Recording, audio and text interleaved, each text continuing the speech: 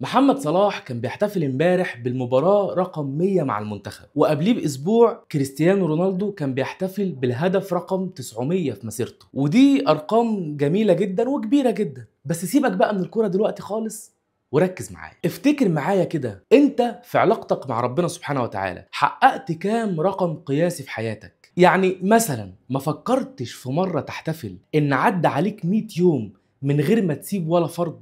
او تحتفل انك في جلسة ذكر واحدة صليت على النبي صلى الله عليه وسلم 1000 مرة؟ او تحتفل انك قدرت تختم القرآن كله في يومين او حتى اسبوع يا سيدي؟ او تحتفل انك من سنة فاتت محافظ على صدقة السر؟ ولا الموضوع اصلا مش في بالك؟ مش قصدي تحتفل انك تعمل ذكر بارتي ولا تعمل حفلة قرآن، ولا حتى مهم انك تنزل على السوشيال ميديا انك عملت الانجاز ده، بس المهم انك تحقق ارقام قياسية في العبادة. المهم ان يكون ليك تجربة في كسر روتين عباداتك والوصول لمستوى غير مسبوق فيها. لو بتصلي كل يوم ركعتين قيام ليل، تعالى في يوم وقفل ال 11 ركعة. لو بتصلي على النبي صلى الله عليه وسلم كل يوم 100 مرة ولا 500 مرة، تعالى في يوم وخليهم 10000 مرة. لو بتختم القرآن كل شهر، جرب تختمه في يوم أو في يومين حتى. حقق أرقام قياسية في عبادتك عشان تكون أسطورة. ما هو مش هيبقى لا دنيا ولا آخرة.